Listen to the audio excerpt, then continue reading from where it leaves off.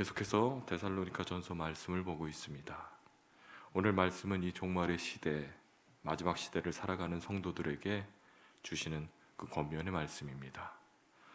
사도 바울은 우리가 전에는 어두움이었으나 이제는 예수 그리스도를 믿음으로 말미암아 빛의 자녀가 되었다고 말씀하고 있습니다. 빛의 자녀라면 빛의 자녀답게 행해야 됩니다. 사도 바울은 빛의 자녀인 성도들이 어떻게 행해야 하는지 오늘 본문을 통해 말씀하고 있습니다. 당시 데살로니가 교회 성도들은 복음을 받아들여 예수 그리스도의 죽음과 부활과 승천을 믿었기에 다시 오마 약속하신 주님의 재림이, 주님이 언제 오실지에 대해 굉장히 많은 관심을 가지고 있었습니다. 주님이 오실 때 우리는 어떻게 해야 하는지 그에 대해 혼란스러워하고 있었습니다. 이에 대해 사도 바울은 주님의 강림은 그날 도적같이 임한다는 주님의 말씀을 인용하여 말을 합니다. 그리고 마치 임신한 여자가 해산의 고통이 오는 것 같이 갑자기 찾아오는 것이라고 말씀하고 있습니다. 정확히 그 날과 때는 알 수 없으나 그날이 온다는 것입니다.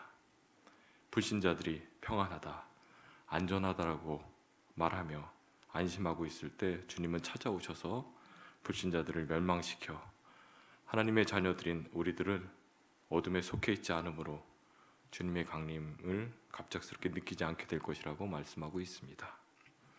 우리는 빛의 자녀요 낮의 자녀입니다. 여기서 낮은 깨어 있음을 말합니다. 이처럼 우리가 늘 깨어 있어야 한다고 말씀하고 있는 것입니다.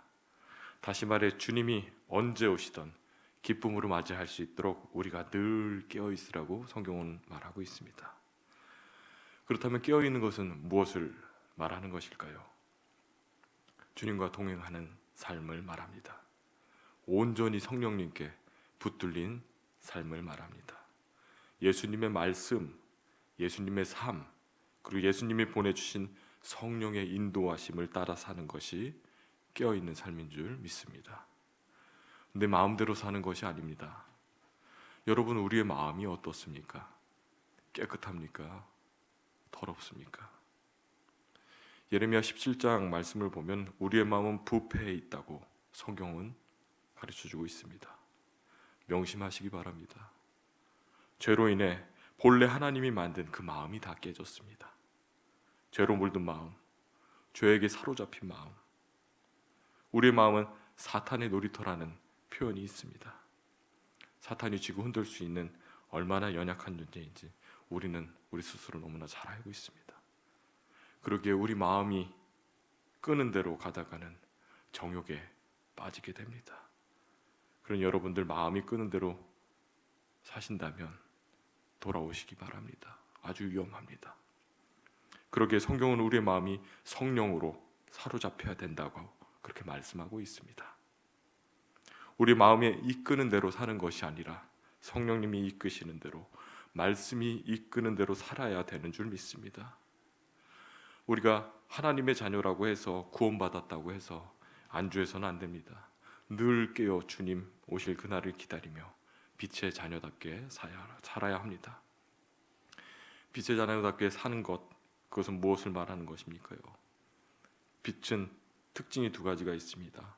하나는 어둠을 밝혀 자신을 드러내는 특징이 있고 또 하나는 다른 것을 밝혀주는 역할을 합니다. 여러분들은 빛의 자녀로 살아가고 계신가요? 세상이 빛이 되어 나를 드러내기도 하고 다른 사람들에게 빛을 비추어 주기도 하나요? 아니면 점점 더 어둠을 즐기고 어둠 속으로 들어가는 것이 익숙해져 오히려 빛을 가리기 바쁘지는 않은가요? 우리 스스로 점검해 보아야 됩니다. 빛과 어둠은 공존할 수 없습니다. 우리가 그리스도 밖에 있을 때는 어둠의 세력이 있으나 예수를 믿고 구주 안에 거하면 생명의 빛이 우리 가운데 들어오게 되면 어둠은 빛으로 사라지게 됩니다. 우리는 주님의 자녀이자 빛의 자녀입니다. 그리스도 안에서 빛으로 선한 영향력을 끼치는 저와 여러분 되시기를 바랍니다. 우리가 어두움 즉 죄 가운데 있으면 절대 빛의 자녀가 될 수 없습니다. 죄를 짓고 사는 사람, 죄 가운데 있는 사람은 하나님이 복을 주고 싶으셔도 주실 수 없습니다. 돌아서야 됩니다. 방향을 바꾸셔야 됩니다. 주님께로 돌아서야 됩니다. 회개하고 돌아서 나와셔야 됩니다. 늘 깨어있는 주님 안에 붙어 있어야 하는 것입니다. 깨어있는 사람은 죄 가운데 있다면 즉시 나오게 됩니다.